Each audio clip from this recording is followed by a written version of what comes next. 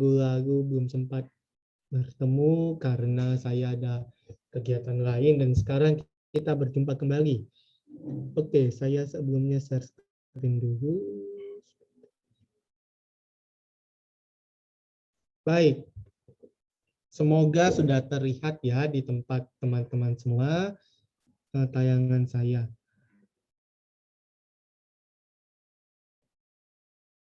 Boleh dibantu apakah saya sudah terlihat tayangannya di teman-teman? Baik, oke. Oke, baik teman-teman, Bapak Ibu semua, malam hari ini kita akan membahas mungkin sebenarnya ini materi terakhir, maksud saya materi terutama setelah reformasi sampai Indonesia kontemporer. Dan ini nanti saya bagi menjadi 2 kali, nanti sampai tanggal 14 juga. Nanti setelah itu tanggal 14 saya akan buat istilahnya, saya nanti meminta pendapat teman-teman, kira-kira kita mau membahas apa, terutama ya karena kelas kita judulnya Sejarah Nusantara, Sejarah Indonesia, jadi saya berharap masih lingkup Indonesia dulu. Kalau sejarah dunia saya juga masih belajar banyak. Itu tapi nanti tanggal 14 saya jelaskan lebih lanjut, tapi saya kasih bocoran aja sekarang begitu. Baik, dari sepanjang apa yang sudah saya bahas, terutama sejak Indonesia akhir masa penjajahan hingga Indonesia merdeka dan sampai Indonesia kontemporer, Indonesia abad ke-21, kita melihat sudah banyak peristiwa, sudah banyak melihat tokoh, banyak melihat fenomena yang memang kemudian membentuk dan kemudian sangat berpengaruh bagi Indonesia.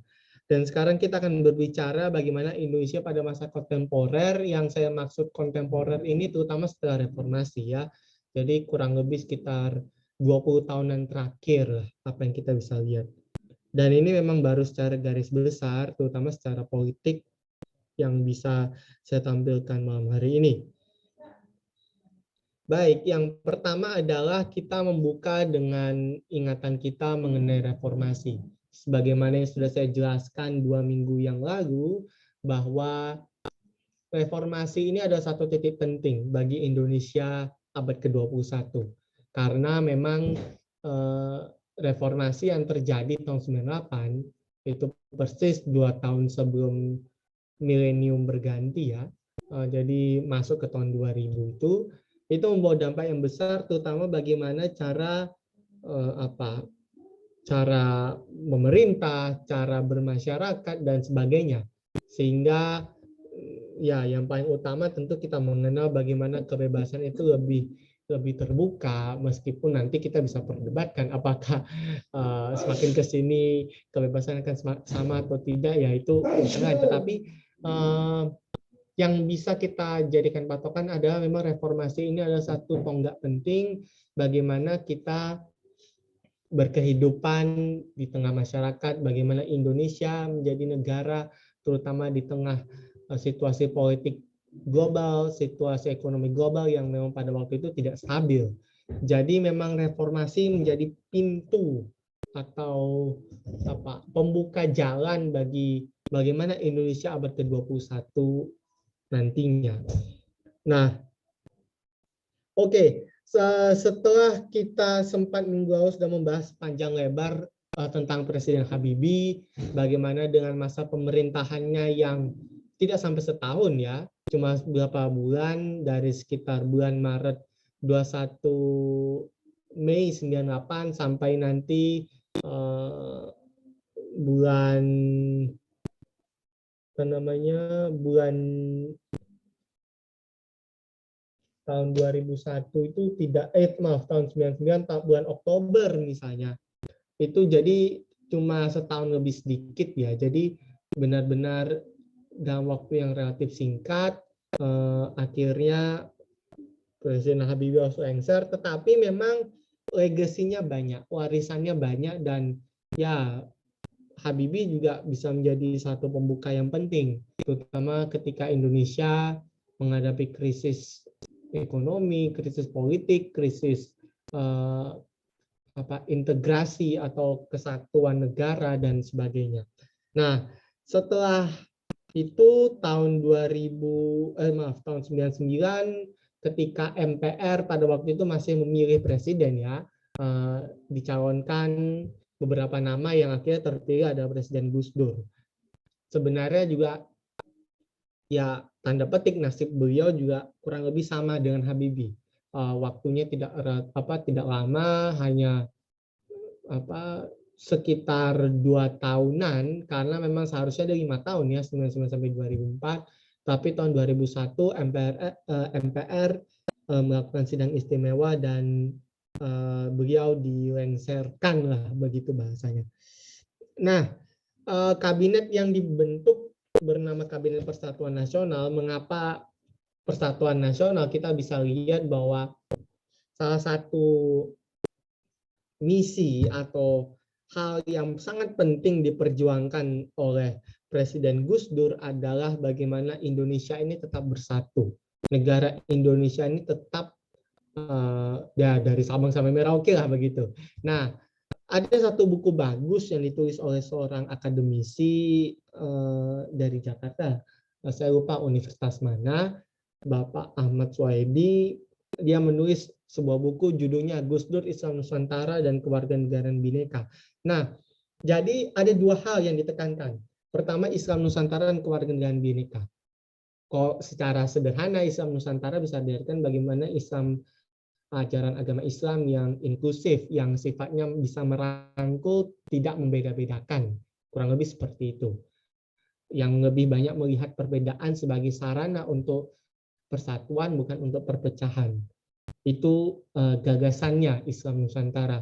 Lalu kewarganegaraan Bhinneka. Nah, menariknya kewarganegaraan Bhinneka ini berarti bagaimana status sebagai warga negara itu tidak lagi tidak lagi seakan-akan menjadi betul-betul monopoli pemerintah pusat. Maksudnya adalah ketika dulu zaman Soeharto, terutama Orde Baru, sentralisasi sangat kuat, bagaimana kekuasaan pemerintah pusat sangat kuat, sehingga terjadi ya politik kediktatoran. Jadi di daerah-daerah mereka hanya bisa nurut kepada penguasa pusat, dan seringkali terjadi diskriminasi, terjadi penguasaan mayoritas kepada minoritas dan sebagainya. Sehingga ini yang ingin dibongkar atau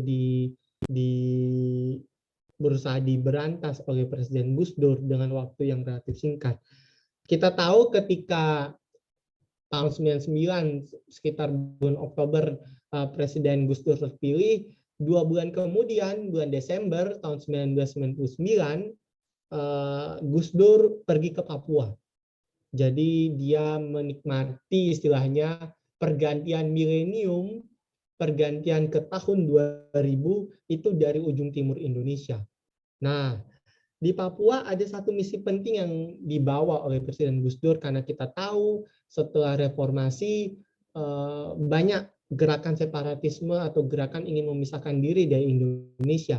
Yang paling kelihatan itu ada 3, Aceh, Papua, dan Timur Timur. Tetapi Timur Timur jelas nanti akhirnya merdeka, sedangkan Aceh dan Papua organisasinya itu nanti kalau kita lihat di periode kemudian pada masa pemerintahan SBY sudah ada perjanjian dengan GAM, Gerakan Aceh Merdeka, tetapi dengan OPM, Organisasi Papua Merdeka, belum ada kesepakatan yang resmi dari pemerintah dengan mereka. Nah, tetapi pada pemerintahan Gus Dur ini memang sudah dimulai yang namanya dialog nasional. Dialog nasional itulah yang ingin menghidupkan atau merekatkan kembali persatuan nasional yang memang kelihatannya pada masa Orde Baru itu sudah bersatu, tetapi sebenarnya ini persatuan yang semu, persatuan yang yang tidak matang, yang berada di fondasi yang lemah. Karena memang persatuan pada masa Orde Baru itu terbentuk karena bentuk paksaan, bentuk represi, bentuk sentralisasi kekuasaan. Sedangkan Gus Dur ingin membuat persatuan nasional yang tidak lagi dengan cara memaksa, dengan cara kekerasan, tetapi dengan cara dialog, dengan cara bertemu, dengan cara ya berdiskusi, sehingga pemerintah pusat dan daerah itu bisa saling bersatu.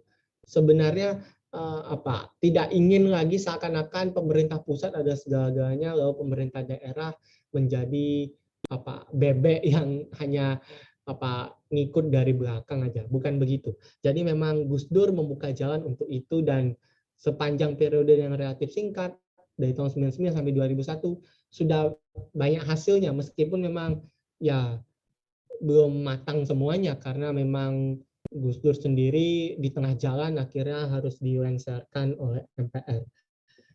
Nah, satu hal juga warisan yang penting dari Presiden Gus Dur, kita tahu bersama bagaimana kedekatannya atau bagaimana perhatiannya yang sangat besar terutama kepada kaum minoritas Tionghoa. Dan kita tahu juga pada masa Orde Baru terutama kaum minoritas Tionghoa ini sangat didiskriminasi dan dipaksa oleh pemerintah untuk memilih kewarganegaraan karena memang ada dua asas kewarganegaraan yang bertabrakan. Di Tiongkok sendiri berlaku asas ius sanguinis, bahwa siapapun yang lahir berketurunan Tionghoa dimanapun dia berada, dia adalah warga negara Tiongkok. Sedangkan di Indonesia berlakunya ius soli. Ius soli berdasarkan tempat kelahiran. Kamu lahir di Indonesia, mau kamu kewarganegaraan apa, ya kamu harusnya masuk Indonesia. Nah, jadi dua asas yang bertabrakan ini bagi kaum minoritas Tionghoa itu sangat merasa didiskriminasi pada masa Orde Baru, dan sehingga pada masa setelah reformasi ini Gus Dur ingin membuka atau ingin mencairkan diskriminasi itu, mencairkan kebekuan hubungan antara mayoritas atau masyarakat Bumi Putra dengan masyarakat minoritas Tionghoa. Dan saya kira memang sudah banyak buku yang mengulas tentang beliau, misalnya salah satunya ini oleh seorang bernama Munawir Aziz, menulis buku tentang Bapak Tionghoa Nusantara, karena memang Gus Dur melalui kebijakannya dia mencabut larangan pada masa Orde Baru yang melarang orang-orang etnis Tionghoa untuk menampilkan diri atau berpesta, berpawai di depan umum. Paling gampang misalnya barongsai. Nah, sepanjang periode Orde Baru kita tidak pernah melihat barongsai tampil di jalan-jalan, tampil di tempat umum dan sebagainya, karena itu dilarang. Tetapi pada masa reformasi ini mulai dibuka, dan dengan keputusan ini kemudian akan terasa bagaimana dampaknya yang sangat positif.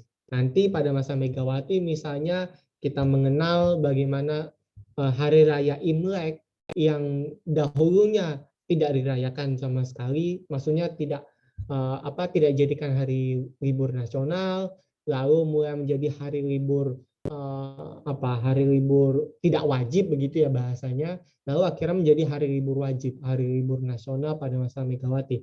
Dan ini tidak terlepas dari peran Presiden Gus Dur.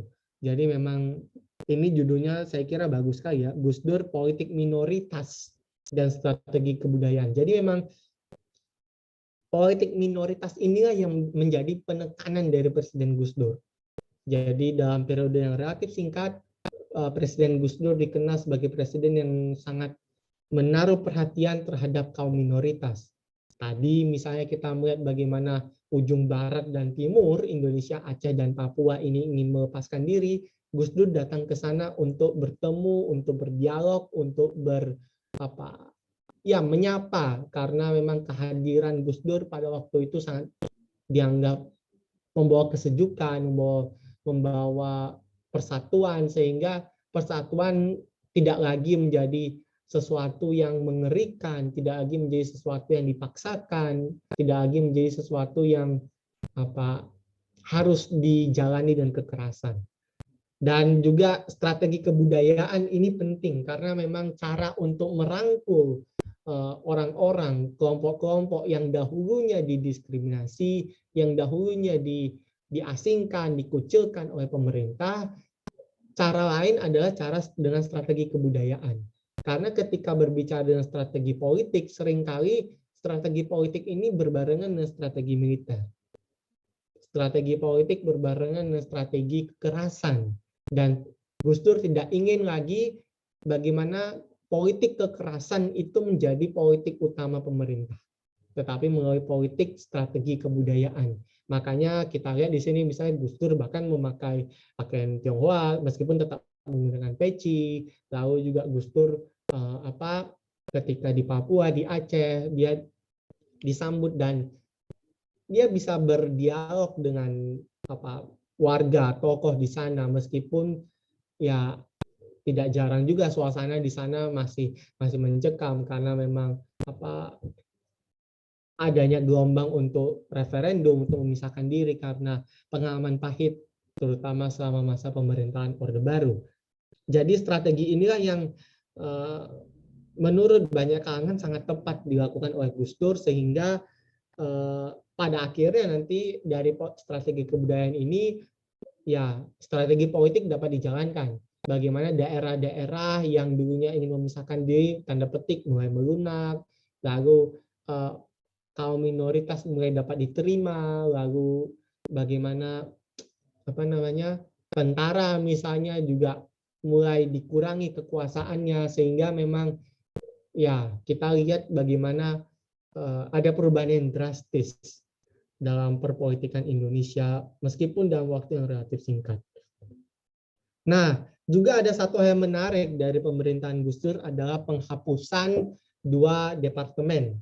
Sekarang kita sebutnya kementerian, yaitu penerangan dan sosial. Nah, alasannya karena Kementerian Penerangan atau Departemen Penerangan itu sebenarnya sekarang dihidupkan lagi dengan nama Kementerian Kominfo, Komunikasi dan Informatika. Nah, kenapa pada waktu itu dihapus oleh Presiden Gus Dur? Karena berkaca dari pengalaman Orde Baru misalnya, kita ingat pembahasan beberapa waktu yang lalu bahwa Orde Baru sangat membatasi kebebasan pers, terutama kebebasan untuk media massa dalam koran, surat kabar, televisi, radio, itu dimonopoli pemerintah melalui Departemen Penerangan. Sehingga memang pada waktu itu makanya banyak pemberedelan, penutupan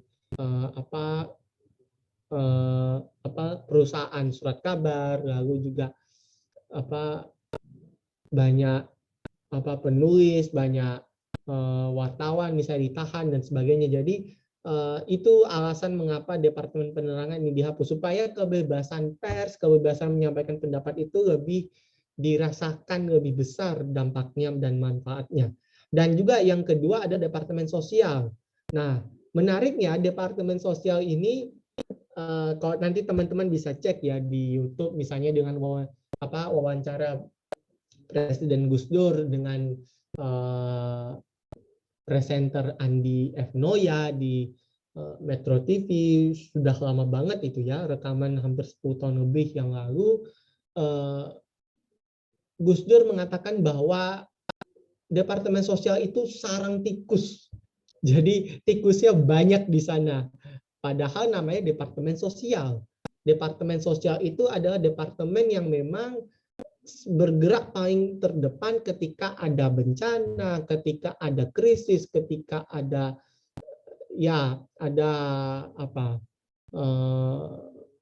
memang paling kelihatan waktu bencana misalnya, lalu ada kejadian-kejadian yang memang membutuhkan pertolongan cepat.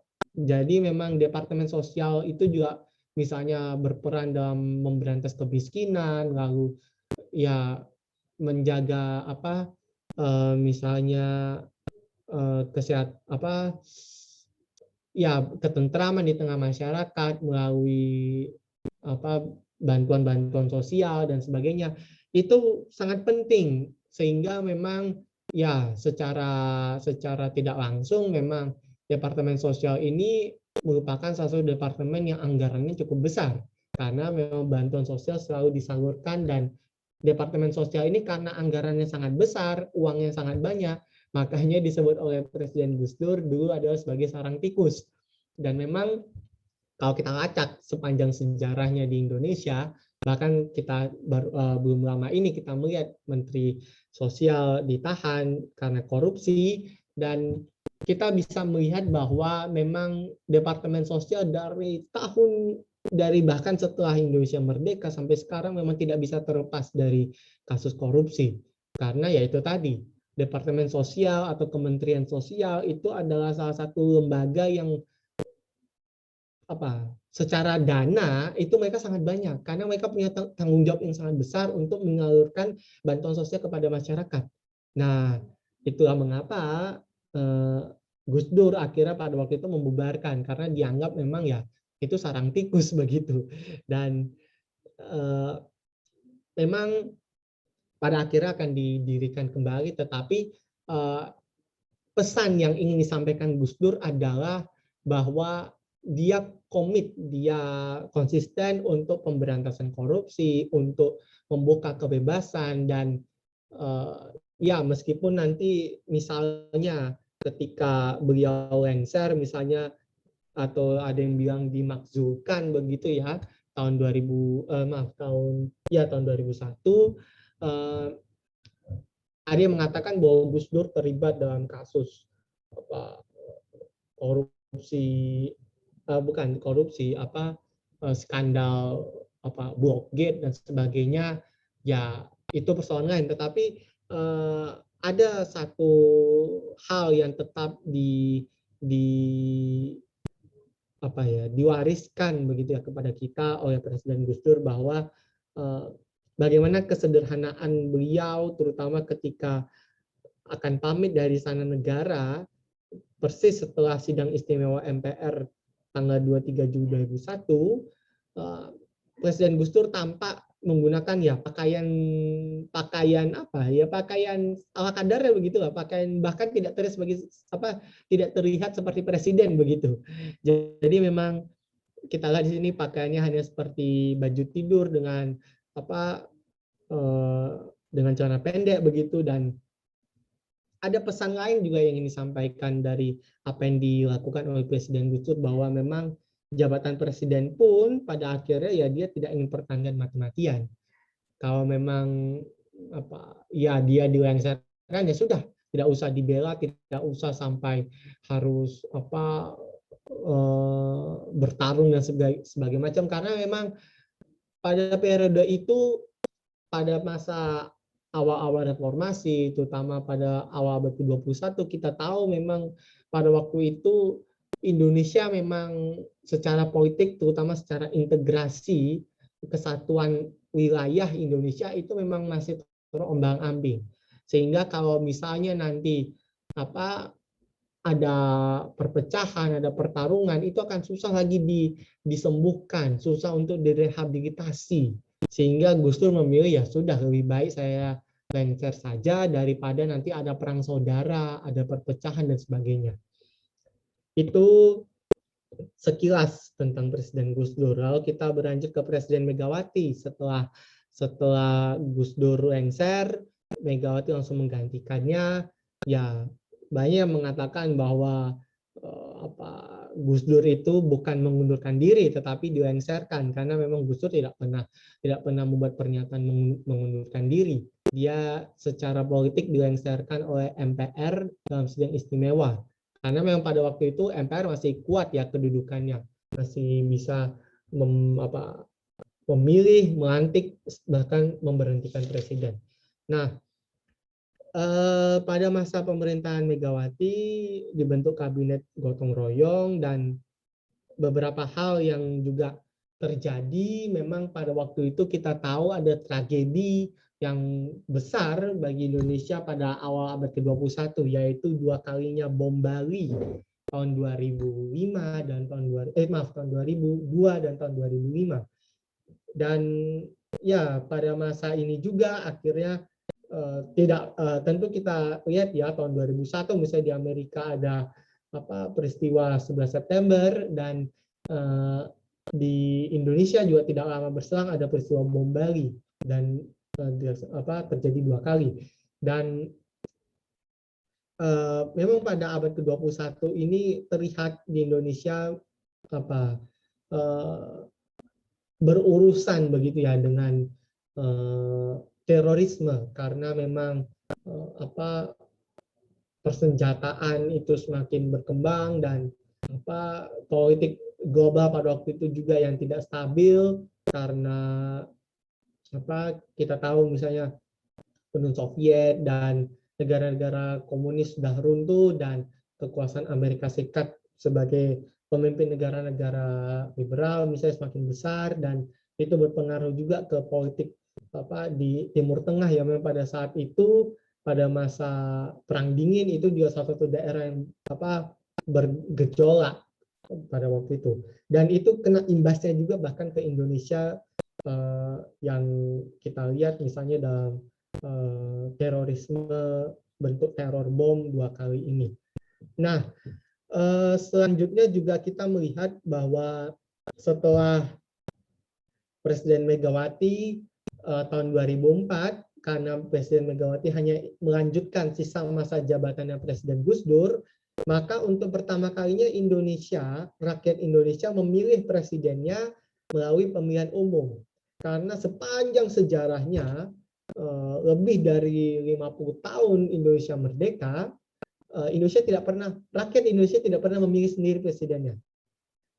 Selalu MPR yang memilih, karena itu kewenangannya sebelum reformasi.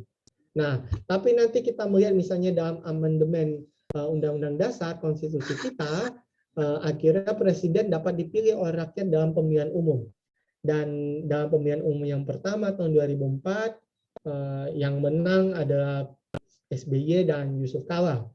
Lalu di periode kedua SBY kembali menjabat dengan Wakil Presiden Budiono dan itu adalah salah satu prestasi juga pada masa reformasi ketika presiden dapat dipilih langsung oleh rakyat dalam pemilihan umum. Jadi memang kewenangan MPR sebagai lembaga yang memilih presiden itu dihapus dan itu diberikan sepenuhnya kepada rakyat melalui pemilihan umum. Jadi kalau dihitung-hitung sebenarnya dari 2004, 2009, 2014 dan kemarin 2019 kita baru melaksanakan pemilihan presiden 4 kali sepanjang sejarah Indonesia lebih dari 76 tahun Indonesia merdeka. Nah, juga yang menurut saya penting untuk kita ketahui pada masa setelah reformasi ini adalah amandemen Undang-Undang Dasar. Sebenarnya tadi sudah saya sampaikan sedikit, lalu beberapa minggu lalu juga sudah saya sampaikan bahwa memang pada masa reformasi salah satu hal yang diminta atau yang dituntut adalah amandemen Undang-Undang Dasar karena memang dalam Undang-Undang Dasar ini kita melihat bahwa banyak hal yang harus diubah, banyak hal yang jika terus dipertahankan itu justru akan mengancam bagaimana kehidupan berbangsa dan bernegara. Dan misalnya mengenai masa jabatan presiden, ini salah satu hal yang cukup krusial karena kita tahu Presiden Soeharto meskipun dipilih MPR setiap 5 tahun sekali, tetapi tidak ada batasan berapa kali. Yang penting setiap 5 tahun, kalau dipilih lagi lanjut, kalau dipilih lagi lanjut, dan sebagainya. Akhirnya diberi batasan bahwa hanya boleh 2 periode, jadi maksimal 10 tahun. Lalu juga tentang otonomi daerah, tadi saya sudah sebut sedikit bagaimana daerah-daerah pada masa Orde Baru itu memang hanya sebatas ngekor gitu ya, mengekor dengan pemerintah pusat karena segala sesuatu ditetapkan dari pusat. Tetapi pada masa reformasi, otonomi daerah ini ingin memberikan kekuasaan yang lebih besar kepada daerah supaya masing-masing daerah dapat mengelola wilayahnya sendiri. Meskipun berbagai kalangan juga menyebut bahwa ini adalah salah satu bentuk bagaimana kompromi atau bentuk ya kompromi itu ya titik tengah begitu ya, titik tengah ketika pada masa reformasi, ketika banyak daerah ingin melepaskan diri dari Indonesia, ada beberapa opsi memang pada waktu itu.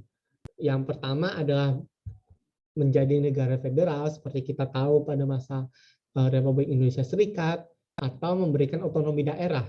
Nah, akhirnya jangan dipilih ada otonomi daerah karena yang ingin tetap dipertahankan adalah negara kesatuan, bentuk negara kesatuan itu sendiri.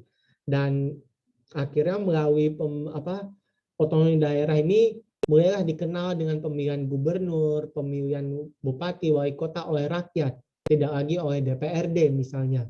Lalu juga bagaimana alokasi anggaran yang lebih besar kepada pemerintah daerah, tidak lagi semuanya harus masuk ke pemerintah pusat.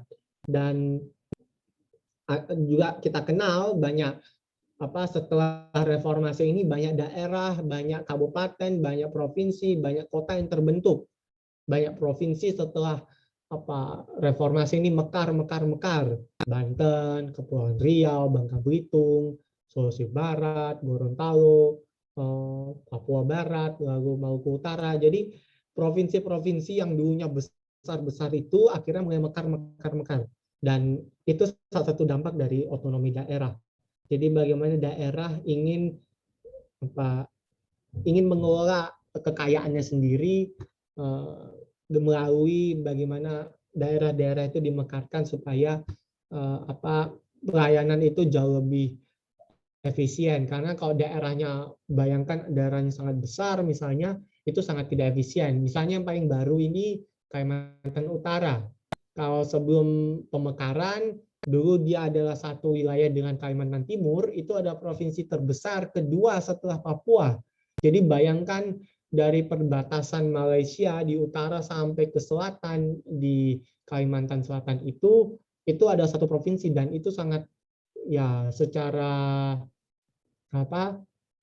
keamanan, terutama karena daerah perbatasan itu sangat tidak baik kalau misalnya hanya dikelola oleh satu provinsi yang terlalu besar. Akhirnya dimekarkan menjadi Kalimantan Utara. Lalu juga yang terakhir ini tentang tadi saya sudah sebutkan tentang pemilihan umum. Pemilihan umum tidak lagi terbatas dengan pemilihan umum legislatif. Jadi tidak lagi terbatas rakyat hanya memilih anggota para wakilnya di DPR atau DPD atau DPRD, tetapi juga memilih presidennya secara langsung. Dan itu tahun 2004 adalah tahun pertama, dan sampai sekarang kita menjalaninya setiap 5 tahun sekali.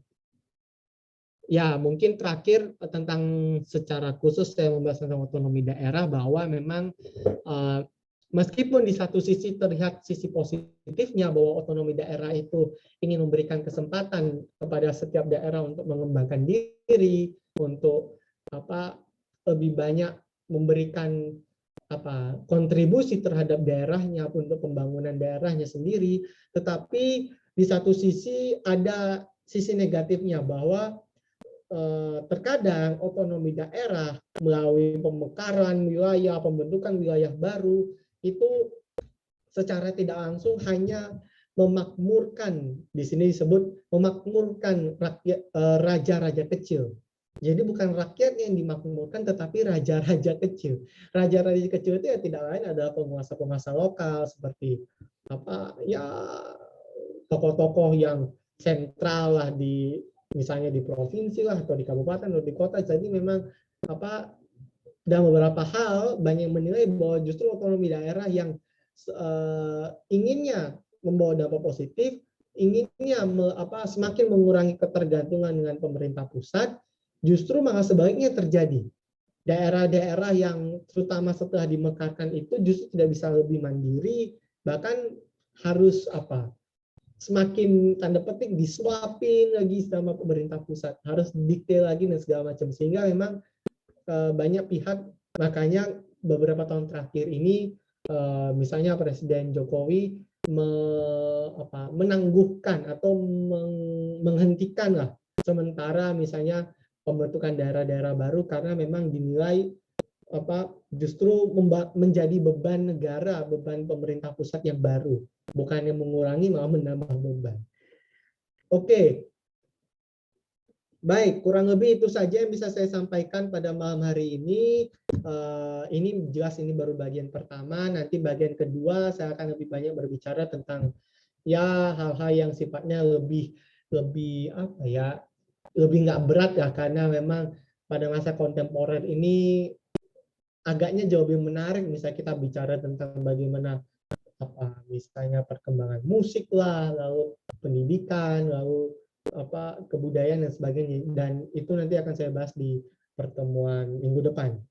Dan saya harap juga nanti pertemuan minggu depan teman-teman bisa hadir lebih banyak, karena nanti setelah tanggal 14 minggu depan saya berharap teman-teman dapat memberikan masukan tema-tema apa yang bisa saya bahas, ya meskipun tidak bisa semua-muanya akan saya bahas, karena bagaimanapun sejarah itu masih sangat panjang dan sangat dalam untuk dipelajari.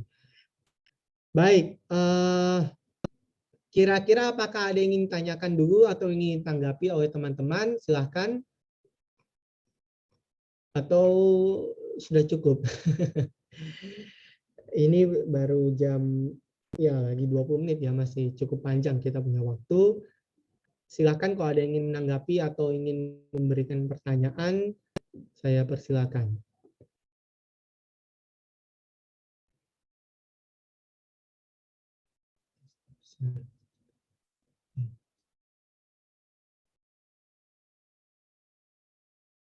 Oke. Sebentar.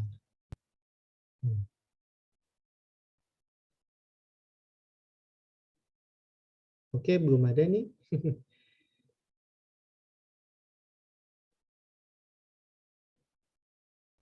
Oke, atau mungkin ada yang ingin bertanya yang lain di luar tema hari ini juga nggak apa-apa.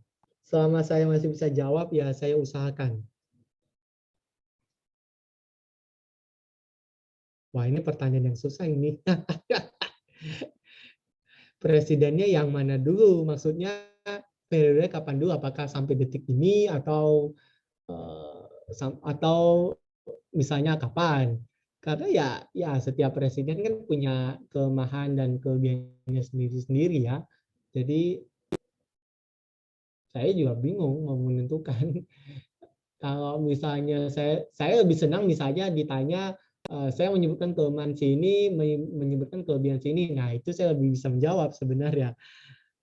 Kalau misalnya sampai detik ini, mungkin memang sayang ya, memang pada waktu itu misalnya Presiden Gus Dur tidak lama menjadi presiden. Saya membayangkan memang pada waktu itu andai kata saja beliau misalnya sampai tahun 2004, misalnya sampai 5 tahun betul masa jabatannya, saya kira banyak hal yang bisa beliau capai lebih lanjut.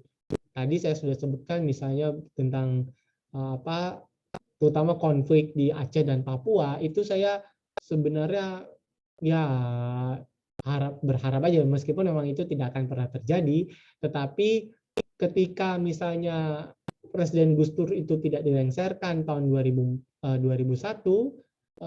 saya kira banyak hal yang bisa Indonesia capai ya, terutama tentang integrasi, tentang kesatuan wilayah kita, juga bagaimana Aceh dan Papua misalnya sebagai dua daerah yang paling terluar itu bisa menerima menjadi bagian dari Indonesia, meskipun memang selama terutama Papua ya pada masa pemerintahan Orde Baru itu sangat didiskriminasi begitu. Ya, itu memang yang disayangkan. Dan memang dulu kalau misalkan teman-teman nonton videonya wawancaranya dengan Andi F. Noya itu sempat ditanyakan apakah dulu tahun 2004 ketika ada pemilihan presiden Gus Dur mau mencalonkan diri, dan Gus Dur dengan tegas justru menjawab enggak, karena memang ya itu tadi Gus Dur sendiri mengatakan bahwa ya tidak perlu ada yang dipertahankan begitu ya, terutama dengan jabatan-jabatan yang memang ya dalam banyak hal justru bukan kepentingan bangsa, bukan kepentingan negara yang diutamakan, tapi lebih kepada kepentingan-kepentingan politik yang memang sifatnya kepentingan praktis begitu ya. Jadi kepentingan yang tidak berjangka panjang tapi hanya berjangka pendek, hanya kelompok tertentu begitu aja. Dan juga mungkin saya membayangkan ketika kita tahu pada periode itu memang tadi saya sudah sebut sedikit tentang isu terorisme, memang itu isu yang cukup sensitif pada waktu itu, terutama karena berhubungan dengan agama misalnya. Ya, saya kira andai kata misalnya Gus Dur masih menjadi presiden pada waktu itu, saya kira tidak mungkin bibit-bibit gitu ya kalau saya sebut ya, bibit-bibit terorisme itu justru akan bisa semakin diredam karena memang Gus Dur sendiri memang sudah dari awal itu tadi saya menyebutkan misalnya Islam Nusantara, jadi Islam yang lebih menekankan suasana yang sejuk, bukan lagi suasana yang penuh kekerasan dan pecah belah, misalnya politik pecah belah, tetapi lebih pada politik persatuan begitu. Jadi saya membayangkan saja ya, meskipun memang itu tidak akan pernah terjadi sih, karena memang sudah berlalu dan beliau juga sudah meninggal begitu. Kurang lebih seperti itu. Apalagi ada yang ingin ditanyakan atau ditanggapi?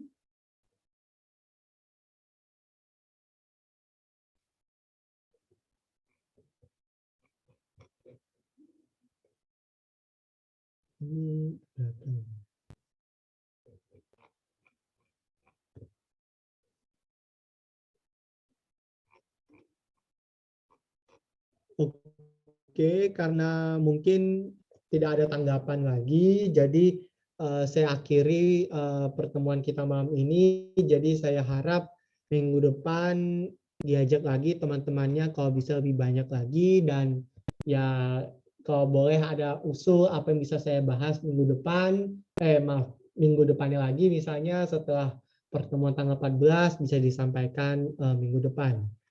Oke, kurang lebih seperti itu saja yang bisa saya sampaikan malam ini. Terima kasih Pak Ketua Kelas. Saya juga mohon maaf kalau misalkan ada yang salah atau Baik, kurang terima kasih berkenan. Pak Joshua Terima untuk kasih. malam ini. Ya, sahabat kelas kita malam ini kita akhiri sampai di sini. Terima kasih Bapak Joshua. Terima kasih.